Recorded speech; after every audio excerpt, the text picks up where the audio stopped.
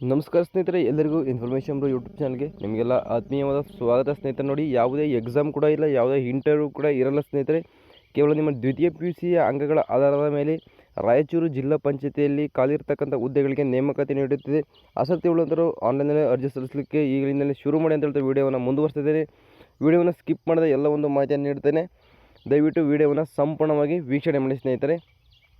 ಹಾಗೆ ನಮ್ಮ ಚಾನಲ್ಗೆ ಸಬ್ಸ್ಕ್ರೈಬ್ ಆಗಿ ಅಂದರೆ ಕೆಳಗಡೆ ಚಾನಲ್ನ ಪಕ್ಕ ಸಬ್ಸ್ಕ್ರೈಬ್ ಆಗಿ ಎಲ್ಲ ಉದ್ಯೋಗ ಮಾಹಿತಿಗಳು ನಿಮಗೆ ನಮ್ಮ ಯೂಟ್ಯೂಬ್ ಚಾನಲಲ್ಲಿ ಸಿಗುತ್ತೆ ಗೆಳೆಯರೆ. ಹಾಗೆ ವಿಡಿಯೋ ಇಷ್ಟವಾದರೆ ಒಂದು ಲೈಕ್ ಮಾಡಿ ಸ್ನೇಹಿತರೆ. ವಿಡಿಯೋವನ್ನು ಮುಂದುವರಿಸ್ತಾ ಇದ್ದೇನೆ. ದಿನಾಂಕ 27/5/2020 ದಿನಾಂಕದಂದು ಅಧಿಸೂಚನೆಯನ್ನು ಬಿಡುಗಡೆ ಮಾಡ್ತಾರೆ ಜಿಲ್ಲಾ ಪಂಚಾಯತ್ ರಾಯಚೂರಲ್ಲಿ. ಹುದ್ದೆ ಹೆಸರು ನೋಡಿ, ಹುದ್ದೆ ಹೆಸರು ಬಂದುಬಿಟ್ಟು ಗ್ರಾಮ ಪಂಚಾಯಿತಿ ಗ್ರಂಥಾಲಯ ಮತ್ತು ಮಾಹಿತಿ ಕೇಂದ್ರಗಳ ಮೇಲ್ವೀಕ್ಷಕರ ಹುದ್ದೆಗೆ ಇಲ್ಲಿ ಅರ್ಜಿಗಳನ್ನು ಕರೆದಿದ್ದಾರೆ. ಖಾಲಿ ಇರುವ ಒಟ್ಟು ಹುದ್ದೆಗಳು 13 ಖಾಲಿ ಹುದ್ದೆಗಳು ಇಲ್ಲಿ ಇವೆ ಅಂತಲೇ ಹೇಳ್ಬೋದು ಸ್ನೇಹಿತರೆ. ಇನ್ನು ಹುದ್ದೆಗಳ ವರ್ಗೀಕರಣವನ್ನು ಆಧಾರದ ಮೇಲೂ ಕೂಡ ಇಲ್ಲಿ ಡಿವೈಡ್ ಮಾಡಲಾಗಿದೆ. ಈ ಒಂದು ನೋಟಿಫಿಕೇಷನ್ ಎಲ್ಲಿ ಸಿಗುತ್ತಪ್ಪ ಅಂತಂದರೆ ರಾಯಚೂರು ಜಿಲ್ಲಾ ಅಧಿಕೃತ ವೆಬ್ಸೈಟ್ನಲ್ಲಿ ನೋಟಿಫಿಕೇಷನ್ ಲಿಂಕ್ ಕೂಡ ಸಿಗುತ್ತೆ. ದಯವಿಟ್ಟು ಹೋಗಿ ಎಲ್ಲ ಒಂದು ಹುದ್ದೆಗಳ ವರ್ಗೀಕರಣವನ್ನು ನೀವು ಇಲ್ಲಿ ನೋಡ್ಕೋಬೋದು ಸ್ನೇಹಿತರೆ. ಒಟ್ಟು 13 ಹುದ್ದೆಗಳು ಇಲ್ಲಿ ಖಾಲಿವೆ. ಪರಿಶಿಷ್ಟ ಜಾತಿ, ಸಾಮಾನ್ಯ, ಪ್ರವರ್ಗ 1, 2A 2B ಇಷ್ಟು ವರ್ಗಗಳಿಗೆ ಇಲ್ಲಿ ಈ ಒಂದು ಹುದ್ದೆನ ಮೀಸಲಾಗಿ ಇಟ್ಟಿದ್ದಾರೆ ಸ್ನೇಹಿತರೆ. ನೋಡಿ, ಗ್ರಾಮ ಪಂಚಾಯಿತಿಯವರು ಖಾಲಿ ಇರುವ ಹುದ್ದೆಗಳ ಮತ್ತು ಎಲ್ಲೆಲ್ಲಿ ಖಾಲಿವೆ ಅಂತ ನೋಡೋದಾದರೆ, ಸಿಂಧನೂರು ಗ್ರಾಮ ಪಂಚಾಯಿತಿ ಅಲಬನೂರಲ್ಲಿ ಖಾಲಿದೆ. ಒಟ್ಟು ಬಂದುಬಿಟ್ಟು ಸಿಂಧನೂರು, ಗಾಂಧಿನಗರ, ದೇವದುರ್ಗ, ಮಸರಾಕಲ್, ಶಿರಾವಾರ, ಕಲ್ಲೂರು, ತಾಲೂಕು ಹೆಸರು ಬಂದ್ಬಿಟ್ಟು ಮಾನವಿ, ಗ್ರಾಮ ಪಂಚಾಯತ್ ಹೆಸರು ಭೋಗಾವತಿ ಅಂತ. ಸಿಂಧನೂರು ತಾಲೂಕು ಗೋನಾವಾರದಲ್ಲಿ ಖಾಲಿದೆ. ಮಸ್ಕಿ ತಾಲೂಕು ಗುಂಡಾದಲ್ಲಿ ಖಾಲಿ, ಮಸ್ಕಿ ತಾಲೂಕು ಮಟ್ಟೂರು, ಲಿಂಗಸೂರು ತಾಲೂಕು ಕಾಳಾಪುರ, ರಾಯಚೂರು ತಾಲೂಕು ಮರ್ಚಟ್ಟಳ, ಸಿರಾವರ ತಾಲೂಕು ಗಣದಿನ್ನಿ, ಸಿರಾವರ ತಾಲೂಕು ಮಾಡಗಿರಿ, ದೇವದುರ್ಗ ತಾಲೂಕು ಜೇರಬಂಡಿಯಲ್ಲಿ ಈ ಒಂದು ಹುದ್ದೆಗಳು ಖಾಲಿವೆ ಗೆಳೆಯರೆ. ಇನ್ನು ಅರ್ಜಿ ಸಲ್ಲಿಸುವ ದಿನಾಂಕಗಳು ನೋಡಿ, ವೇತನ ನೋಡೋದಾದರೆ ಗ್ರಾಮ ಪಂಚಾಯತ್ ಗ್ರಂಥಾಲಯ ಮತ್ತು ಮಾಹಿತಿ ಕೇಂದ್ರದ ಮೇಲ್ವೀಕ್ಷಕರು ಸರ್ಕಾರವು ಕಾಲಕಾಲಕ್ಕೆ ನಿಗದಿಪಡಿಸುವ ಗೌರವ ಸಂಭಾವನೆಗೆ ಅರ್ಹರಾಗಿರುತ್ತಾರೆ. ನೋಡಿ, ನಿಮಗೆ ಸರ್ಕಾರ ಎಷ್ಟೆಷ್ಟು ಇನ್ಕ್ರಿಮೆಂಟ್ ಮಾಡುತ್ತೋ ಆ ಒಂದು ಸ್ಯಾಲ್ರಿ ನಿಮಗೆ ಸಿಗುತ್ತೆ ಅಂತ ಇಲ್ಲಿ ನೋಟಿಫಿಕೇಷನಲ್ಲಿ ಮಾಹಿತಿಯನ್ನು ನೀಡಿದ್ದಾರೆ ಗೆಳೆಯರೆ. ಇನ್ನು ಅರ್ಜಿ ಸಲ್ಲಿಸುವ ದಿನಾಂಕಗಳನ್ನು ನೋಡೋದಾದರೆ ಪ್ರಾರಂಭಿಕ ದಿನಾಂಕ ನೋಡಿ 27/5/2026 ಇಲ್ಲಿ ಸ್ಟಾರ್ಟಿಂಗ್ ಡೇಟ್ ಆಗಿರುತ್ತೆ ಅರ್ಜಿಗಳನ್ನು ಸಲ್ಲಿಸಲಿಕ್ಕೆ ಶುರುಣ. ಅರ್ಜಿ ಸಲ್ಲಿಸಲು ಕೊನೆಯ ದಿನಾಂಕ 10/6/2026 ಇಲ್ಲಿ ನಿಮಗೆ ಲಾಸ್ಟ್ ಡೇಟ್ ಇಲ್ಲಿ ಆಗಿರುತ್ತೆ ಗೆಳೆಯರೆ. ಅರ್ಜಿ ಶುಲ್ಕಗಳನ್ನು ನೋಡಿ, ಸಾಮಾನ್ಯ ಅರ್ಹತಾ ಅಭ್ಯರ್ಥಿಗಳಿಗೆ 500 ರೂಪಾಯಿ ಇರುತ್ತೆ. ಇತರೆ ಹಿಂದುಳಿದ ವರ್ಗಗಳು ಅಂದರೆ 2A 2B 3A 3B ಸೇರಿದ ಅಭ್ಯರ್ಥಿಗಳಿಗೆ 300 ರೂಪಾಯಿ ಇದ್ದರೆ, ಪರಿಶಿಷ್ಟ ಜಾತಿ, ಪರಿಶಿಷ್ಟ ಪಂಗಡ, ಪ್ರವರ್ಗ 1 ಮಾಜಿ ಸೈನಿಕ ಅಭ್ಯರ್ಥಿಗಳಿಗೆ 200 ರೂಪಾಯಿ ಇದ್ದರೆ, ವಿಶೇಷ ವಿಕಲಚೇತನರಿಗೆ ಸರಿನಾ, ವಿಶೇಷ ಚೇತನ ಅಭ್ಯರ್ಥಿಗಳಿಗೆ 100 ರೂಪಾಯಿ ಇಲ್ಲಿ ಒಂದು ಅಪ್ಲಿಕೇಶನ್ ಫೀಸ್ನ ಇಟ್ಟಿದ್ದಾರೆ ಸ್ನೇಹಿತರೆ. ಶುಲ್ಕ ಪಾವತಿ ಮಾಡೋದು ಯಾಕಪ್ಪ ಅಂತಂದರೆ, ಆನ್ಲೈನ್ನಲ್ಲೇ ನೀವು ಶುಲ್ಕ ಪಾವತಿಸಿದ ಬಗ್ಗೆ ಶುಲ್ಕ ಪಾವತಿ ಮಾಡಿ ಪ್ರಿಂಟ್ ಆಪ್ಷನ್ನಲ್ಲಿ ಚಲನ್ ಪ್ರಿಂಟ್ ತೆಗೆದುಕೊಂಡು ಆನ್ಲೈನ್ನಲ್ಲಿ ಅರ್ಜಿ ಸಲ್ಲಿಸುವಾಗ ಕಡ್ಡಾಯವಾಗಿ ಅಪ್ಲೋಡ್ ಕೂಡ ನೀವು ಅಲ್ಲಿ ಮಾಡಬೇಕಾಗತ್ತೆ ಗೆಳೆಯರೆ. ಯಾವ ಥರಪ್ಪ ಅಂತಂದರೆ ನೋಡಿ, ಈ ಥರ ಇದು ಚಲನ್ ಆಗಿರುತ್ತೆ.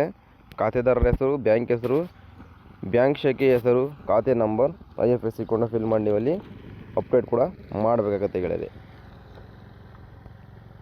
ಪೇಯ್ಡ್ ಇನ್ ರೂಪಾಯಿಗಳಲ್ಲಿ ನೀವು ಫೀಸ್ನ ಕಟ್ಟಬೇಕಾಗತ್ತೆ.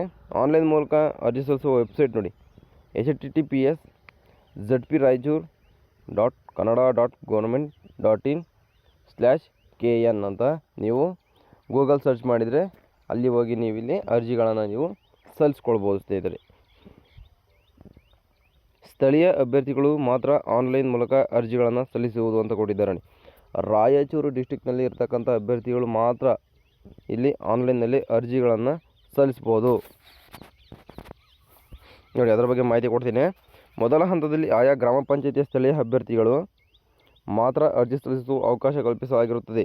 ಒಂದು ವೇಳೆ ಸ್ಥಳೀಯ ಗ್ರಾಮ ಪಂಚಾಯಿತಿಯಲ್ಲಿ ಅರ್ಹ ಅಭ್ಯರ್ಥಿಗಳನ್ನು ಅರ್ಜಿ ಸಲ್ಲಿಸಿ ಆಗದಿದ್ದಲ್ಲಿ ಉಲ್ಲೇಖಿತ ಸರ್ಕಾರದ ಅಧಿಸೂಚನೆಯಿಂದ ನಿಯಮ ಅಗತ್ಯ ಕ್ರಮ ವಹಿಸುವುದು. ನೋಡಿ, ಆಯಾ ಗ್ರಾಮ ಪಂಚಾಯಿತಿಯಲ್ಲಿರ್ತಕ್ಕಂಥ ಎಲ್ಲ ಅಭ್ಯರ್ಥಿಗಳು ಕೂಡ ಅರ್ಜಿಗಳನ್ನು ಸಲ್ಲಿಸ್ಬೋದು. ಅಕಸ್ಮಾತ್ ಅರ್ಜಿಗಳನ್ನು ಸಲ್ಲಿಸಿಲ್ಲ ಅಂತಂದರೆ ಮುಂದಿನ ಒಂದು ಕ್ರಮಕ್ಕೆ ಸರ್ಕಾರ ಅಥವಾ ಗ್ರಾಮ ಪಂಚಾಯಿತಿ ಮುಂದಾಗುತ್ತೆ ಅಂತ ಇಲ್ಲಿ ಮಾಹಿತಿಯನ್ನು ನೀಡಿದ್ದಾರೆ ಗೆಳೆಯರೆ. ಇಲ್ಲಿ ಮೆರಿಟ್ ಮೇಲೆ ತಗೊಳ್ತಾರೆ ಸ್ನೇಹಿತರೆ, ಸರಿನಾ. ಶೈಕ್ಷಣಿಕ ವಿದ್ಯಾರ್ಹತೆ ನೋಡಿ, ಶೈಕ್ಷಣಿಕ ವಿದ್ಯಾರ್ಹತೆ ನೋಡೋದಾದರೆ ಗ್ರಾಮ ಪಂಚಾಯಿತಿ, ಗ್ರಂಥಾಲಯ ಮತ್ತು ಮಾಹಿತಿ ಕೇಂದ್ರಗಳ ಮೇಲ್ವಿಚಾರಕರ ವಿದ್ಯಾರ್ಹತೆ ದ್ವಿತೀಯ PUC ಪೂರ್ವ ಪರೀಕ್ಷೆಯಲ್ಲಿ ಉತ್ತೀರ್ಣರಾಗಿರಬೇಕಾಗತ್ತೆ. ಸರ್ಟಿಫಿಕೇಷನ್ ಕೋರ್ಸ್ ಇನ್ ಲೈಬ್ರರಿ ಸೈನ್ಸ್ನಲ್ಲಿ ಪ್ರಮಾಣಪತ್ರ ಪಡೆದಿರಬೇಕಾಗತ್ತು ಮತ್ತು ಕನಿಷ್ಠ 3 ತಿಂಗಳ ಕಂಪ್ಯೂಟರ್ ಕೋರ್ಸ್ ಇರಬೇಕಾಗತ್ತೆ. ಯಾಕಂತಂದರೆ ಇದು ಡಿಜಿಟಲ್ ಗ್ರಂಥಾಲಯ ಆಗಿರೋದ್ರಿಂದ ನಿಮಗೆ 3 ತಿಂಗಳ ಕಂಪ್ಯೂಟರ್ ಕೋರ್ಸ್ ಕಡ್ಡಾಯವಾಗಿ ಇರಲೇಬೇಕಾಗುತ್ತೆ, ಸರಿನಾ. ಇಷ್ಟು ಇದ್ದವರು ನೀವು ಈ ಒಂದು ಹುದ್ದೆಗೆ ರಾಯಚೂರು ಡಿಸ್ಟಿಕ್ಕಲ್ಲಿರ್ತಕ್ಕಂಥ ಆಯಾ ಗ್ರಾಮ ಪಂಚಾಯಿತಿಯಲ್ಲಿ ಸರೌಂಡಿಂಗ್ ಇರತಕ್ಕಂಥ ಎಲ್ಲ ಅಭ್ಯರ್ಥಿಗಳು ಇಲ್ಲಿ ಹುದ್ದೆಗೆ ಅರ್ಜಿಗಳನ್ನು ಇಲ್ಲಿ ಸಲ್ಲಿಸ್ಬೋದ್ತಾ ಇದ್ದಾರೆ. ಆಯ್ಕೆಯ ವಿಧಾನಗಳನ್ನು ನೋಡಿ, ಸದರಿ ಹುದ್ದೆಗಳನ್ನು ಯಾವ ಗ್ರಾಮ ಪಂಚಾಯಿತಿಯಲ್ಲಿ ಖಾಲಿ ಇದೆಯೋ ಆ ಗ್ರಾಮ ಪಂಚಾಯತ್ ವ್ಯಾಪ್ತಿಯಲ್ಲಿ ವಾಸಿಸುವ PUC ವಿದ್ಯಾರ್ಹತೆಯಲ್ಲಿ ಗಳಿಸಿದ ಅಂಕಗಳ ಮೆರಿಟ್ನೊಂದಿಗೆ ಲೈಬ್ರರಿ ಸೈನ್ಸ್ ಸರ್ಟಿಫಿಕೇಷನ್ ಕೋರ್ಸ್ ಪ್ರಮಾಣಪತ್ರವನ್ನು ಹೊಂದಿ 3 ತಿಂಗಳ ಕಂಪ್ಯೂಟರ್ ಕೋರ್ಸನ್ನು ಹೊಂದಿರುವ ಅಭ್ಯರ್ಥಿಗಳು ನೇಮಕಾತಿಯಲ್ಲಿ ಅರ್ಜಿಗಳನ್ನು ಸಲ್ಲಿಸ್ಬೋದು. ಇನ್ನು ವಯೋಮಿತಿ ನೋಡಿ, ವಯೋಮಿತಿ ಬಗ್ಗೆ ಮಾಹಿತಿ ನೀಡ್ತೇನೆ. ಅರ್ಜಿ ಸಲ್ಲಿಸಲು 27/5/2020 ದಿನಾಂಕದಂತೆ ಈ ಕೆಳಕಂಡ ಕೋಷ್ಟಕದಲ್ಲಿರುವ ಆಯಾ ಹುದ್ದೆಗಳ ಮುಂದೆ ನಮೂದಿಸಿರುವ ವಯೋಮಿತಿಯನ್ನು ಹೊಂದಿರಬೇಕು. ಗರಿಷ್ಠ ವಯೋಮಿತಿಯನ್ನು ಮೀರಿರಬಾರದು ಗೆಳೆಯರೆ. ಕನಿಷ್ಠ ವಯೋಮಿತಿ ನಿಮಗೆ 18 ವರ್ಷಗಳು ಆಗಿರಲೇಬೇಕಾಗತ್ತೆ ಅರ್ಜಿ ಸಲ್ಲಿಸಲಿಕ್ಕೆ, ಸರಿನಾ. ಸಾಮಾನ್ಯ ಅರ್ಹತಾ ಅಭ್ಯರ್ಥಿಗಳಿಗೆ 40 ವರ್ಷಗಳು ಗರಿಷ್ಠ ವಯೋಮಿತಿ ಕೊಟ್ಟಿದ್ದಾರೆ. 2A 2B 3A 3B ಸೇರಿದ ಅಭ್ಯರ್ಥಿಗಳಿಗೆ ಗರಿಷ್ಠ ವಯೋಮಿತಿ 43 ವರ್ಷಗಳಿದ್ದರೆ, ಪರಿಶಿಷ್ಟ ಜಾತಿ ಪರಿಶಿಷ್ಟ ಪಂಗಡ ಪ್ರವರ್ಗ 1ರ ಅಭ್ಯರ್ಥಿಗಳಿಗೆ ಇಲ್ಲಿ 45 ವರ್ಷಗಳ ಗರಿಷ್ಠ ವಯೋಮಿತಿಯನ್ನು ಇಲ್ಲಿ ನಿಗದಿಪಡಿಸಿದ್ದಾರೆ ಗೆಳೆಯರೆ. ವಯೋಮಿತಿ ಸಡಿಲಿಕೆ ಕೂಡ ಇಲ್ಲಿ ಇರುತ್ತೆ.